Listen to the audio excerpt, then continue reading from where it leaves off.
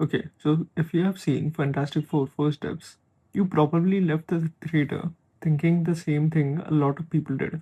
This cast is great, this movie looks amazing, but why did the actual Fantastic Four feel kind of underpowered the whole time? And I don't just mean Reed getting stretched like Taffy by Galactus, even though, yeah, we are going to talk about that.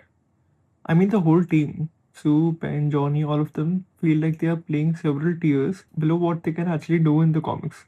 So today I want to go member by member, show you what each of them actually can do on the page, and figure out whether the movie undersold them or whether that was actually the right call. Let's start with the one everyone's already talking about. Later in the movie, Galactus grabs Reed and basically uses him like a stretch toy, stretching him from both ends while Reed is clearly in agony. And a lot of people, myself included, watched that and went, wait, isn't the whole point of Reed's power that this shouldn't hurt him? In the comics, Reed's stretching isn't just long arms, his entire body composition lets him distribute and absorb forces across basically unlimited surface area, which is exactly why he's been able to survive fights with cosmic level threats without ever coming close to his limit. So a scene built around will Reed survive this? It's kind of like asking will Superman survive getting punched? It works dramatically, but it undercuts the actual point of the character. Now, to be fair to the movie, they made a deliberate choice here. The idea was we have never shown you Reed's actual limits. So when character starts pulling on him, you generally don't know if he will be okay. It's a tension device. I get what they were going for.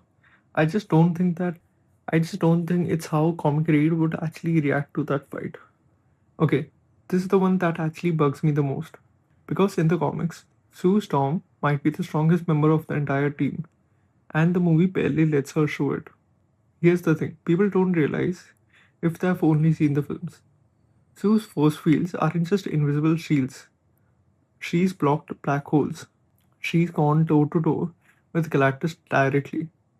There's a fight in the comics where Galactus blasts the thing with his full power cosmic, and Sue just turns over and puts a force field around Ben, strong enough to hold that attack off entirely, long enough for the team to actually take Galactus down. That's not support character. That's taking a hit from a planet eating cosmic god for your teammate. That's tanking a hit from a planet eating cosmic god for your teammate. And it gets wilder. There's a storyline where a villain gets his hand on a cosmic cube, one of the most reality warping objects in the entire Marvel universe.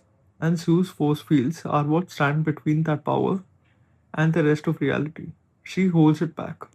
So when the movie mostly uses Sue for emotional grounding and light utility work, I get why.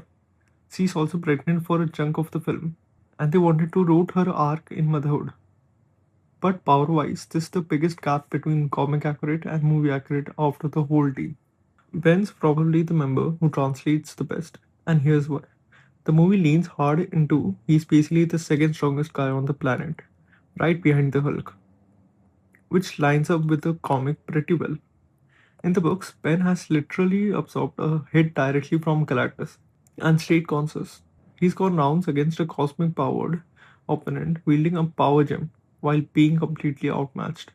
And it impressed an actual elder of the universe, just that he lasted. On top of that, there's a moment where he holds a bridge's main support cables together under a load of around 10,000 tons, where he overpowers the machine, literally described as powerful enough to push through a planet. So when movie Ben is durable, takes hits, and keeps getting back up, that's actually pretty true to the source. If I'm ranking who is the closest to the comic version, it has to be him. Johnny's an interesting one because the movie gets his personality right, but really doesn't show what he's capable of at his full power. In the comics, Johnny's ultimate move is the Nova Flame. He can release his body's entire stored energy in one massive omnidirectional burst that reaches around 1,000,000 degrees Fahrenheit. That's generally compared to the heat pulse of a nuclear warhead going off, with total devastation across a radius of 1,000 feet. Some comic writers have even had him claim that he could take out a small moon with it. The movie mostly uses Johnny for flying around, some flashy fire drills, general hotshot energy, which is accurate to his personality. But we never really see him cut loose at anything close to that scale. He's treated more like a fighter jet than a walking nuclear option, which in the comics is generally one way people describe him. Here's the thing that ties all this together for me. In the movie, the team's actual plan against Galactus is basically destructive, using their own BB as bait and hope for the best. It's generally dark, desperate plan, and I get why they wanted this version of the team to feel outmatched and human.